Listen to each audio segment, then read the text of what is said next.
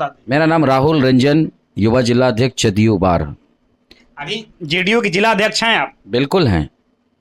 तो फिर आप अलग क्यों सोच रहे हैं? नहीं, अलग कहाँ, महागठबंधन ही इस सीट को जीतेगा, ये बिल्कुल स्पष्ट है। मैं आपको बताना चाहता हूं कि जनता दल यूनाइटेड समर्थित महागठबंधन उम्मीदवार यहां से चुनाव जीत रहे हैं, इसमें कहीं कोई दो राय नहीं। महागठबंधन में तो आते हैं नीलम देवी। देखिए, नीलम देवी उम्मीदवार जो भी हों, वो उम्मीदवार चुनाव यहां से जीतेंगे। आदरणीय श्री नीतीश कुमार जी ने सामाजिक संरचना यहाँ का है जिसको संरक्षित करके रखा है और अपनी भूमिका इसमें सुनिश्चित किए हैं। तो आदरणीय नीतीश कुमार जी को समाज जानता है, 5 बार इस क्षेत्र से सांसद रहे हैं आदरणीय श्री नीतीश कुमार जी। और आदरणीय श्री नीतीश कुमार जी सामाजिक संरचना को संरक्षित करने में अपनी भूमिका यहाँ पे सुनिश्चित किए हैं मोकामा में। आज भी लोग उनके विकास से सहमत हैं। मैं मानता हूं, मैं जानता हूं कि जिस विषय से आप हमको खींच के लाएंगे वापस इस डिबेट में, इस चर्चा में, मैं पहले ही इन चीज़ों को स्पष्ट कर दूं, कुछ जगह पे है जहां पे सामाजिक जरूरत पूरा नहीं हुआ किसी राजनीतिक घटनाक्रम के कारण। बाकी आज भी समाज आदरणीय श्री नीतीश कुमार जी के साथ है। नीतीश कुमार के नेतृत्व में क्या आप यहाँ चुनाव लड़िएगा? देखिए, मैं इतना जानता हूं एक कार्यकर्ता के नाते कि इस क्षेत्र के चुनाव में आदरणीय श्री नीतीश कुमार जी को अगर कोई साइलेंट मूड में रख के राजनीतिक चर्चा करे तो मैं एक युवा के तौर पे आपको कह सकता हूं ये कभी संभव नहीं है। ऐसा क्यों? आदरणीय श्री नीतीश कुमार जी लगभग 3 से अधिक दशक से इस क्षेत्र में राजनीति किए हैं और ये क्षेत्र आदरणीय श्री नीतीश कुमार जी की कर्म भूमि रही है। कर्म के आधार पर उनको पहचान मिला है, जिसके बदौलत आज वो प्रदेश का नेतृत्व कर रहे हैं मुख्यमंत्री बनके। और रिकॉर्ड सालों से आज तक का जो भी किसी मुख्यमंत्री का रिकॉर्ड रहा है, उस रिकॉर्ड को तोड़कर आज भी समाज के साथ और विकास के साथ आदरणीय श्री नीतीश कुमार जी बिहार की गद्दी पे बैठे हुए हैं।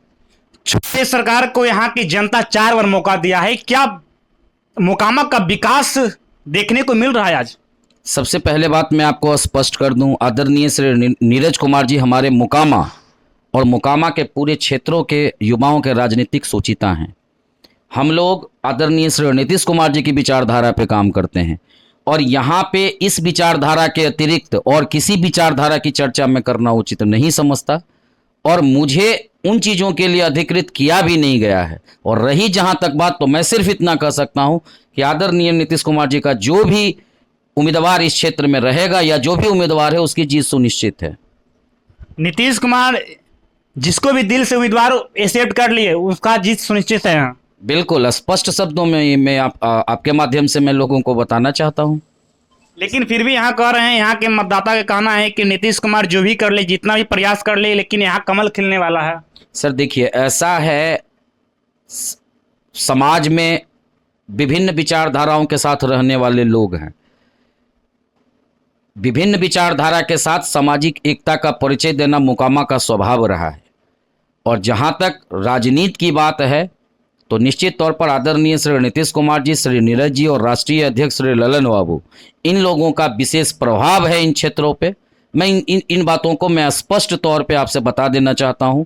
आप जाके इन चीज़ों को बताएं। मोकामा क्षेत्र में आदरणीय श्री नीतीश कुमार जी, श्री ललन बाबू, श्री नीरज कुमार जी, जिनकी जन्मभूमि है मोकामा, इन लोगों की यहाँ पे समाज के ऊपर प्रभाव है और निश्चित तौर पे लोग अपने नेताओं के साथ होते हैं लोकतंत्र में। बीजेपी के पक्ष में योगी आदित्यनाथ जी यहाँ प्रचार करने वाले आ रहे हैं, क्या नीतीश कुमार के सपनों पे पानी फेरने वाला है? सर देखिए, जो भी आ रहे हैं मैं अभिनंदन करता हूँ। कोई भी नेता आए हमारे क्षेत्र को अगर और भी विकास से जोड़ना चाहते हैं और भी आधुनिक बनाना चाहते हैं, अगर उनके पास कोई हमारे क्षेत्र के प्रति कुछ न्यू इम्प्लीमेंटेशन करना चाहते हैं तो स्वागत है। बाकी मैं जानता हूं कि इस क्षेत्र में आदरणीय श्री नीतीश कुमार जी की विचारधारा है और उन विचारधारा की ही अंतकाल जीत होगी। शिक्षा का व्यवस्था मोकामा में क्या है? बहुत अच्छी व्यवस्था है शिक्षा की, और भी व्यवस्था इसमें होनी चाहिए, क्योंकि जिस तरह से अचानक समय परिवर्तित हो रहा है, उस आधुनिक क्षेत्र में आधुनिक शिक्षा पे निश्चित तौर पे विचार करनी चाहिए लोगों को। और इन क्षेत्रों में कुछ आधुनिक तकनीकी रूप से शिक्षा के क्षेत्र से जोड़ने की आवश्यकता है, जिसमें प्रयास कर रहे हैं हमारे नेता। आने वाले समय में वो भी विकास यहाँ पे दिखेगा। आप कहते हैं कि नीतीश कुमार का जो दिशा निर्देश होगा उसके अनुसार मोकामा की जनता चलेगी, लेकिन मोकामा की जनता का कहना है कि नीतीश कुमार तो पलटू राम हो गए, सत्ता के लिए कोई भी जगह पलट सकते हैं, किसी के साथ गठबंधन कर सकते हैं।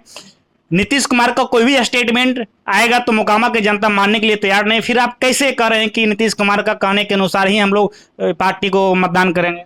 सर देखिए, 17 साल में 13 वर्ष से अधिक समय तक हम लोग एनडीए में थे और एनडीए के साथ हम लोग सरकार चला रहे थे।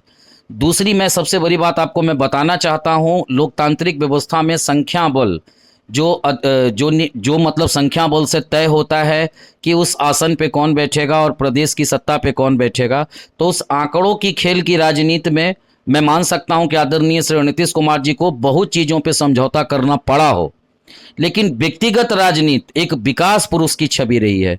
जीरो टॉलरेंस पे अगर किसी ने इस राज्य में बात किया है तो आदरणीय श्री नीतीश कुमार जी की हैं। और कानून व्यवस्था आज दिखती है। आज मोकामा में आप पता कर लें कहीं से भी जाके, आज लोग इन चीज़ों की चर्चा करते हैं।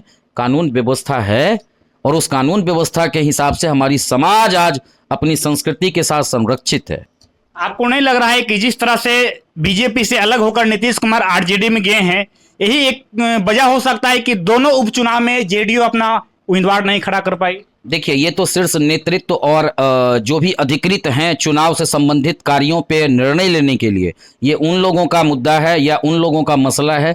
जहां तक एक कार्यकर्ता के तौर पे मैं बात करना चाहूँगा, तो अगर जनता दल यूनाइटेड का कोई भी कार्यकर्ता अगर चुनाव के लिए तैयार होता, तो मैं एक समाज में कार्यों के तौर पे इन चीज़ों को समझता हूँ कि आज के समय में वो दोनों सीट पे चुनाव, वैसे भी महागठबंधन चुनाव जीत रही है और एक मजे के साथ जनता दल यूनाइटेड वहां से चुनाव जीतती, इसमें कहीं कोई दो राय नहीं है।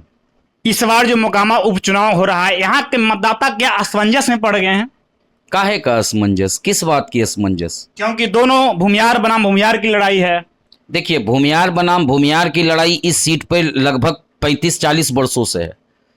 यहाँ पर वसुंधरी लाल के बाद भूमियार वर्सेस भूमियार की ही लड़ाई चलती आ रही है। सूरजभान जी कभी फील्ड में नहीं उतरते थे। एक तरफ सूरजभान जी मोर्चा संभाले हुए हैं, एक तरफ विवेक पालवान जी मोर्चा संभाले हुए हैं, तो नहीं लग रहा है कि जैसा एक हॉट सीट बन गया है मोकामा? देखिए, आपको मैं एक चीज़ बताना चाहूँगा, ये सभी लोग आज के समय में जो भी सामाजिक कार्यकर्ता हैं, ये सभी लोग आज के समय में राजनेता हैं। मैं एक शब्दों में राजनीतिक अपराधीकरण का मैं एक युवा के तौर पे विरोध करता हूँ, क्योंकि सामाजिक संरचना जो बनी है इधर कुछ वर्षों में, उसमें कहीं ना कहीं अपराध से हट के शिक्षा की बात करनी होगी, विकास की बात करनी होगी, हॉस्पिटल की चर्चा करनी होगी, पेयजल व्यवस्था की बात करनी होगी। मतलब समाज से संबंधित चीज़ों पे चर्चा करने के लिए कहीं ना कहीं राजनीतिक अपराधीकरण से दूर निकलना पड़ेगा। आप जेडीयू के युवा जिला अध्यक्ष हैं, क्या आपको लगता है कि जेडीयू के राष्ट्रीय अध्यक्ष ललन सिंह अनंत सिंह के प्रचार में खुल के आएंगे?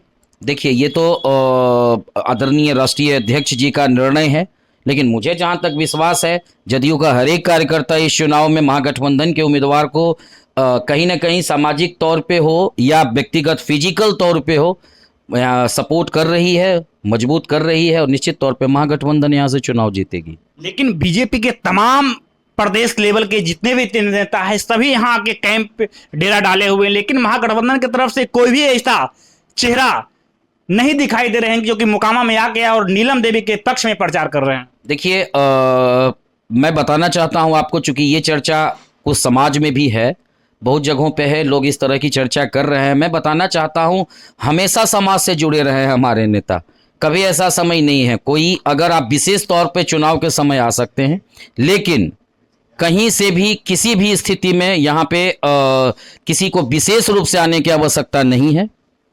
बाकी सब लोग देख ही रहे हैं, आएंगे, समय के साथ आएंगे ही, आना चाहिए।